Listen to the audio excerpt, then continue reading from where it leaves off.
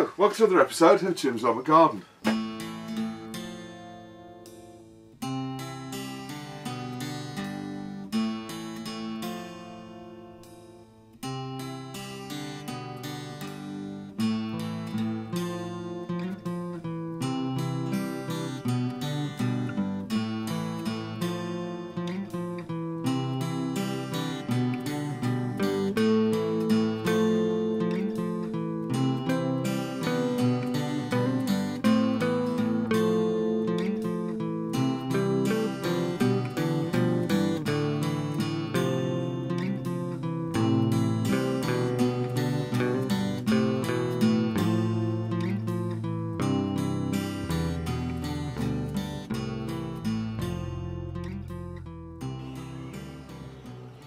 Okay, so just give you a quick tour of the allotments and greenhouse. So this is first greenhouse. It got to, believe it or not, it got to 49 degrees in here on Thursday, even with these, even with this window open, about like that. It got to 59 degrees in here. So the broad bean plants, these here and these here, really suffered. As you can see, they're really scorched. But I'm sure they'll recover from that. It's not too much of a problem, so they're going to go out very shortly. I know I've been saying that for quite a while now, but yeah, they're going to go out very shortly. Right, so the tomatoes, these are the Alicante. As you can see, nothing's showing as of yet. I've taken the glass off them. The money makers, a few of those have come through. As you can see, hopefully they'll start to come out in the next couple of weeks or so. Those are the you can't really see on the stick, but that's the those are the yellow ones. I can't remember what they're called now. Sunrise Gold or something like that. And then they're the Garden's Delight. So as you can see there, that's more than enough for us. These are the cauliflowers, and for some reason they've all grown around the edge but none in the middle. I'm not quite sure. I'm possibly overwatering on those. These are the celeriac. Nothing coming as of yet in there, but they've only been in a week or so. These are the sweet peas. As you can see, they're growing really well, and even though I've been watering them every night, they do dry out in the day. At the moment it's as you can see, it's 23 degrees in here at the moment. We're about 5 o'clock in the afternoon. These are the calabrese or the broccoli. That's almost ready to go in, and I've been preparing the ground, which I'll show you in a moment for those. So they're almost ready to go in, which will be in the next week or two, as soon as I've moved the cage. So that's the first greenhouse. Right, in the second greenhouse, the broad beans that are here have gone to be put in a different plot. Those are the alpine strawberries growing well there. Those are some more kale plants which I didn't basically need. The hollyhocks have just started to come through. As you can see, I've got 4 come through so far. Those are the aquilegia, nothing come through as of yet. And those are the what are those? Asparagus plants. They're not coming through yet. Sunflower wise, I've got 1 so far come through on there, but there's still time for those. Hopefully with this warm weather that we've had this week, they'll really start to come through. They're the onions, the standard onions. As you can see, they're growing really well. Kale, again, growing really well. They're making really nice plants now, as you can see. Quite a nice size. Right, Dom Pedro plant, I don't know if you can see, but right in there there's a couple of shoots coming, so that's obviously alive, so that'll be throwing some shoots out in the very near future. These are the dahlias. As you can see, I've got shoots coming from practically everyone now. This one, I'm not seeing any shoots yet. Oh, hang on, no, there's a shoot there. That's it, so everyone's throwing shoots now. Fuchsia's grown on a bit more. I'm not seeing anything from this old stem, so what I probably will do is cut that off now. And just let them grow from the bottom. With fuchsias, if you want a nice bushy plant, what I suggest you do is ignore this old stem here. I can cut this out later. But as you can see, this one here, because when they're growing like this from an existing rootstock, they'll grow really quickly.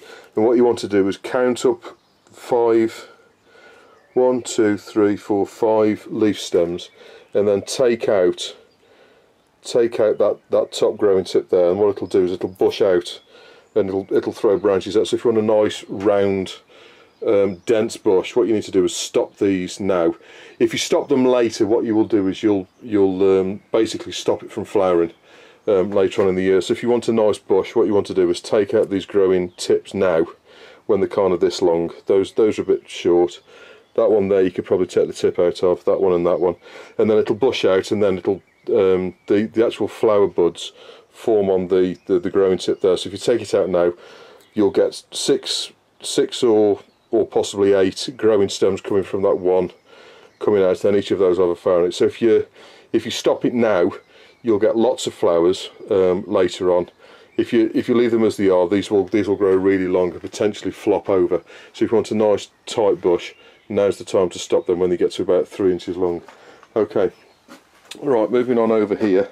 Let's put that fuchsia back. Moving over here, those are the strawberries that we potted up a few weeks ago. As you can see, they're actually in flower now. By rights, what I should do is take those flowers off and let the plant develop, but I thought I'd leave them on. We might get a couple of strawberries off them before we put them in. These are the spinach plants, as you can see, growing really well. In here we've got the Dom Pedro planter. Again, as you can see, all the seeds are coming through quite nicely, so I'll have some more Dom Pedro planter plants off those this year. Those are the spring onions which are going to go out in the near future, and we've got the beetroot, as you can see there, coming through quite nicely. Right, so that's in the greenhouse. There's nothing else really to show, apart from the grapevine, as you can see, is really starting to shoot now. So I've got sort of 2 or 3 inches of growth on that coming through quite nicely. So it looks like this year should be, by rights, the first year where we get a decent crop of grapes. But as you can see, that's growing quite nicely.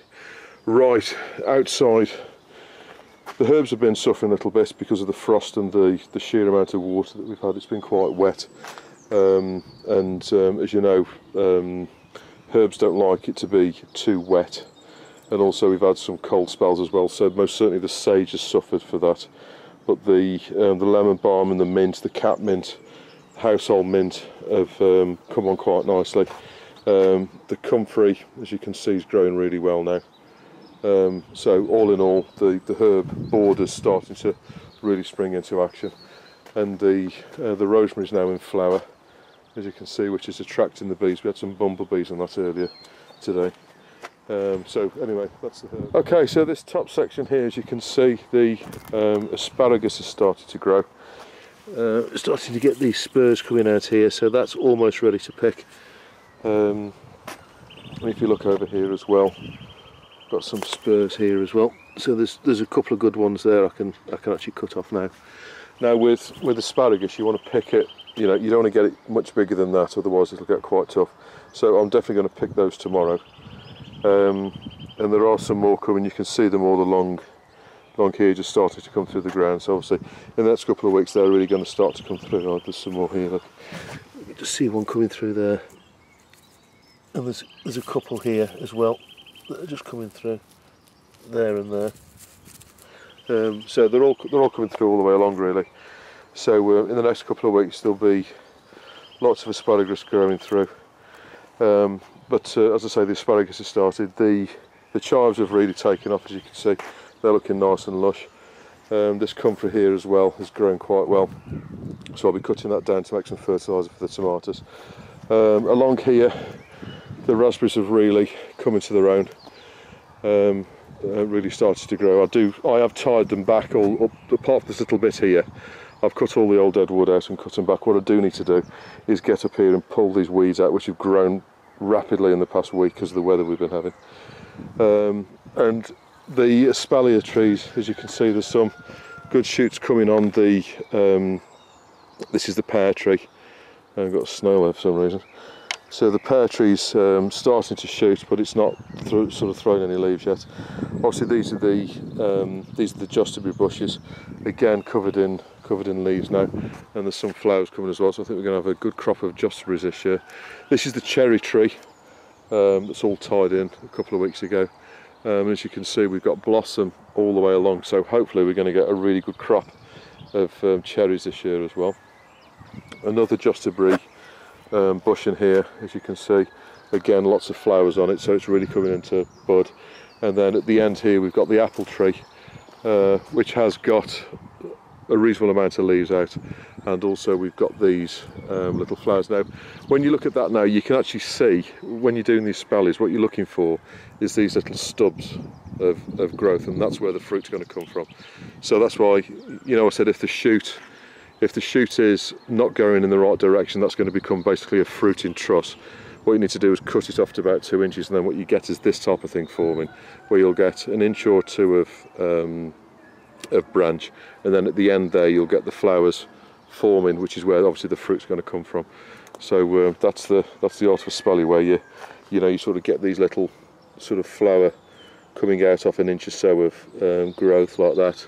As you can see, all the flower buds. So all of these, hopefully the bees are going to come along and pollinate those, and then we're going to get fruit all the way along all of the horizontal branches off the espalier tree. So the espalier trees are coming on really well.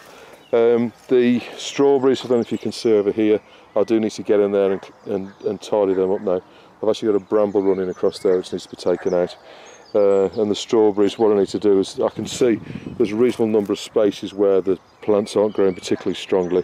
So what I need to do is get in there, get all the weeds out, have a look see what we've got missing, and then plant in those ones that I've got in the greenhouse to replace the ones that are missing. Right, so this is what I've been doing over the past couple of days.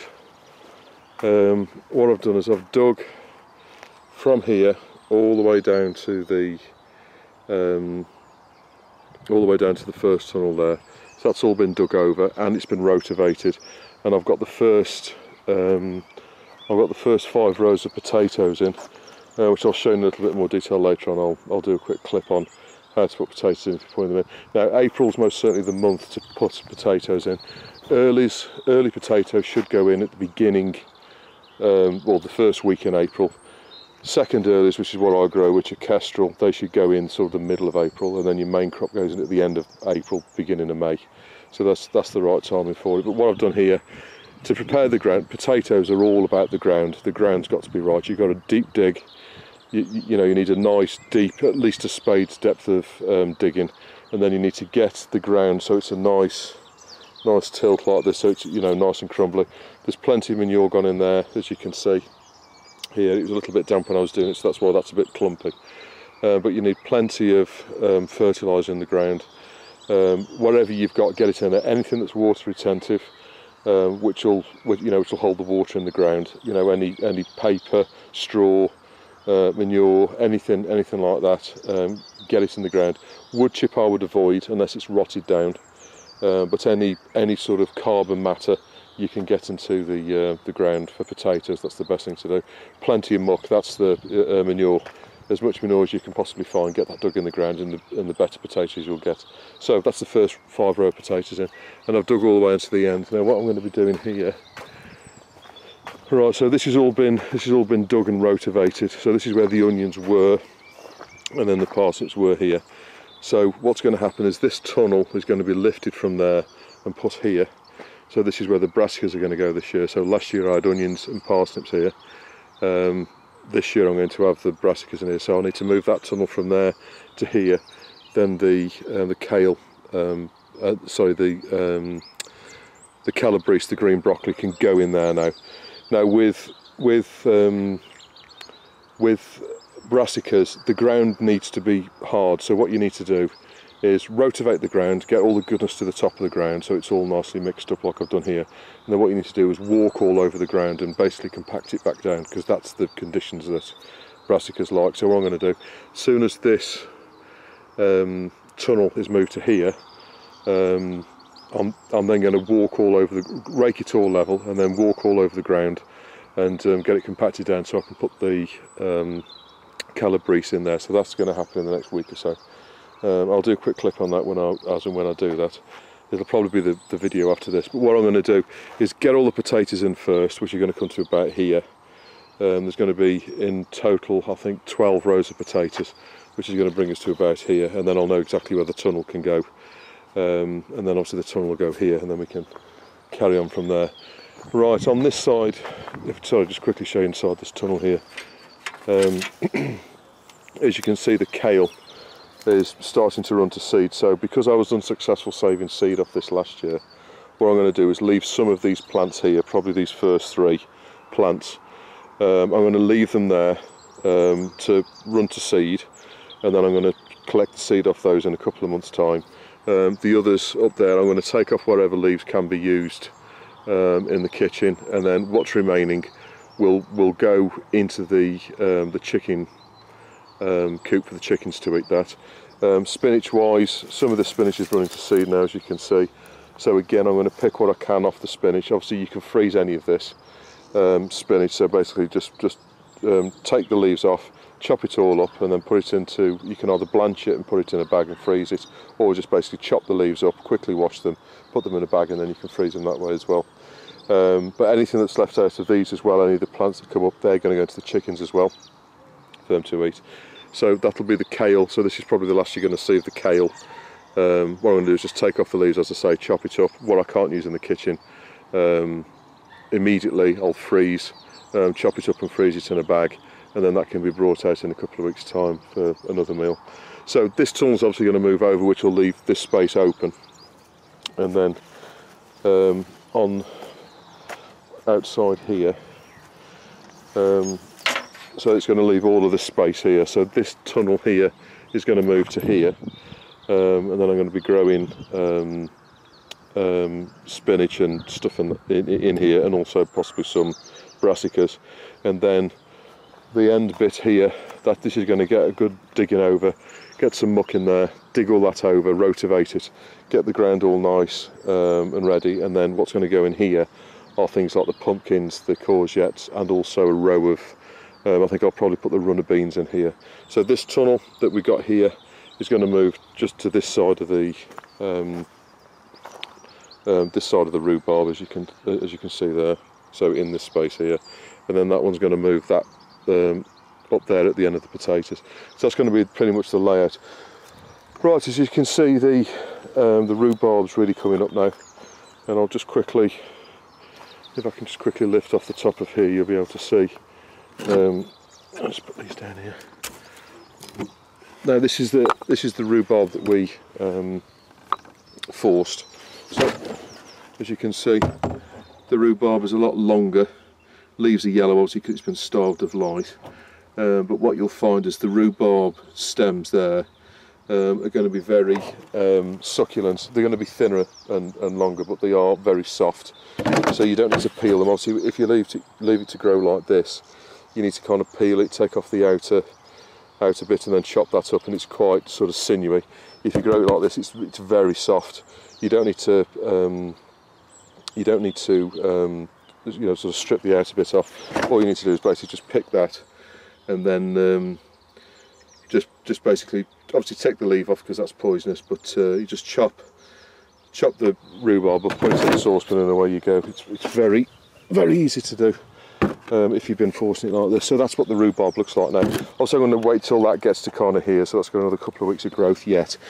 And then as soon as I've picked off what I need, then I'll be removing these 2 bins again and letting the plant recover, because obviously you're starving it of light, you're starving it of its ability to photosynthesize, and therefore the plant will get weaker. So what you need to do is take off the bins and then let the plant recover for the first part of the summer, and then again next year I would put those bins maybe here, for example, here and here next year, and then give them plants another good year to recover before I do that again. So that's the bottom of the plot. So that's what I've been doing over the past couple of days. To give you an idea, I spent about 5 hours quickly digging this over and rotivating, getting all the weeds out and all the rest of it, and then I've probably spent about 2 hours just getting it all straight and putting the potatoes in at the top there. So it's taken a little bit of time to get this sorted out, but it's time well spent, because as soon as I've got the potatoes in here, I basically won't touch this again really until well, I'll hoe them up again in probably about a month's time when the weeds start to grow over the top, just the annual weeds, just to kill the weeds off. So just hoe them up again, and then after that I won't touch these again until September. I'll just leave the potatoes to grow. So as I say, you know, there's another, I've marked out 1, 2, 3, 4, 5, 6, 7 rows. So there's another 5 rows to go, which is going to take it to about here. So that's where the potatoes are going to grow. Well, they're there every year, so that's what the plot looks like at the minute.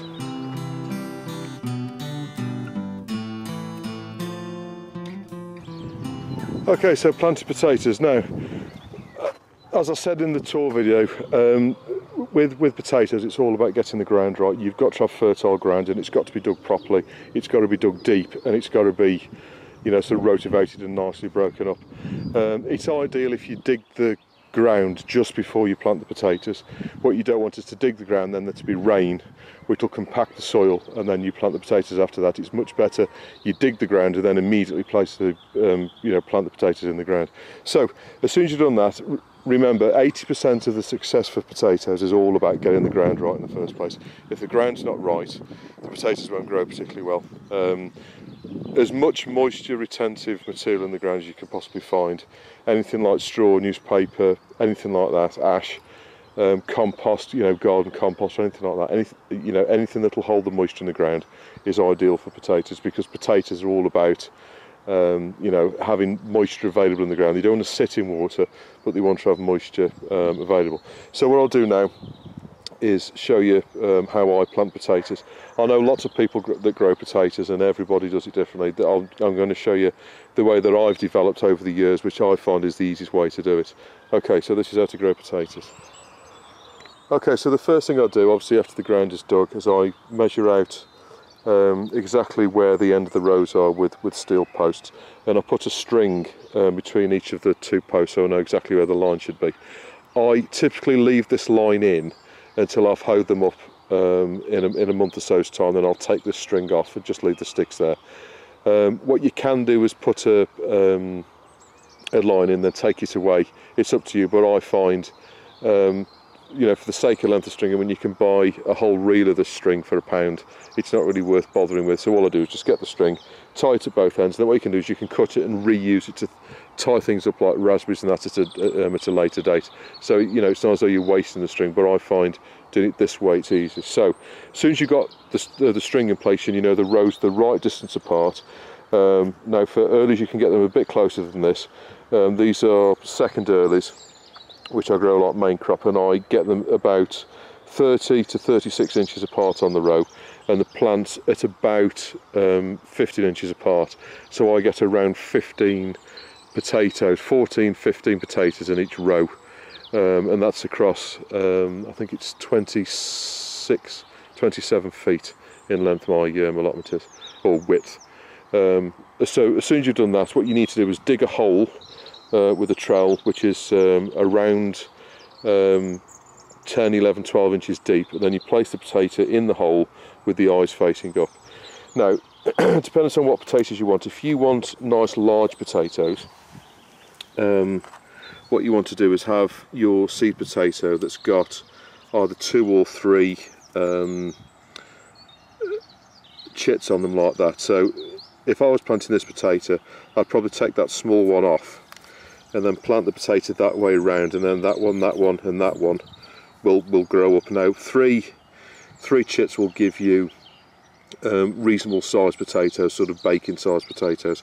If you left 6 or 7 chits on the potato, you're going to get smaller potato, probably more smaller potatoes than you would if you just left 3 on, or possibly 2 on. So as soon as you've done that, and always remember as well, is you're not planting the potato, you're planting the chits. It's the chits that grow, not the potato. The potato just rots away. It's the chits that you're actually planting. So if you've got a potato with only 1 chit on it, you can put 2 potatoes in the same hole, one with 1 chit, one with 2 chits, which is actually what I've done on a couple of these rows here. So for example, if you've got a little potato like that, and it's only got 1 chit on, for example, I could put that along with, in the same hole, with that potato with just 2 chits on, and that's the same as having 1 large one with 3 chits on. So always remember, you're planting the chits and not the potato itself.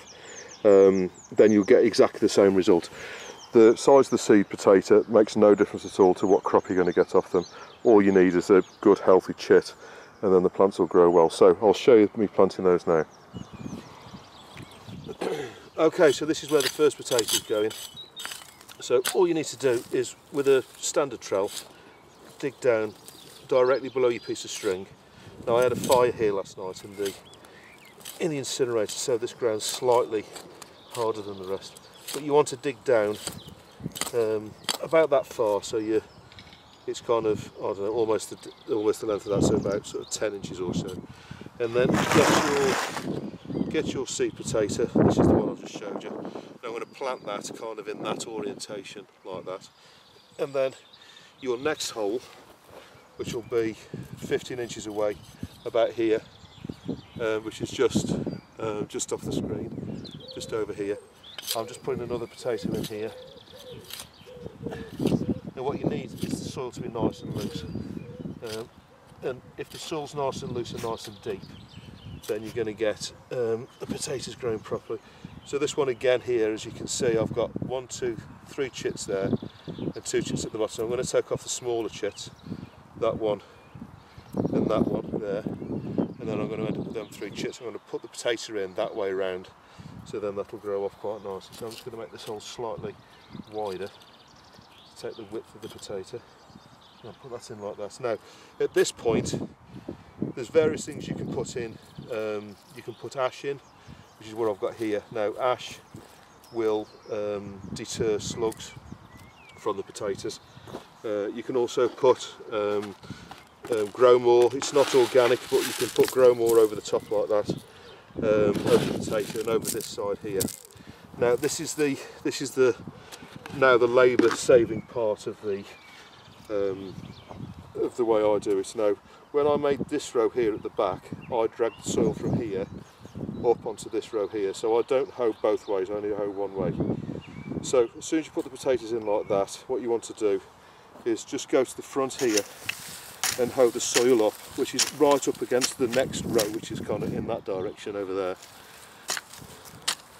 And then you're hoeing up the potatoes like that, and then what you're doing is you're using the string to get that level with the peak on top of the row, like that, and then work your way along the row like that. And what that does is it brings up the row on this side, yeah, but what it also does is it makes the furrow on this side for the next row. And then if you go down the allotment that way, that's the least amount of work. So all you need to do is just carry on putting your potatoes 15 inches apart. So my next potato will go in here. Carry on pushing them down, and then you can put 6X, which is an organic fertiliser made from chicken manure, on top here, or there are actually fertilisers for non-organic fertilisers for potatoes that you can put on as well, if you want to do that. And then as soon as you've got to the end of the row, obviously you can then come back, do exactly the same thing on the next row.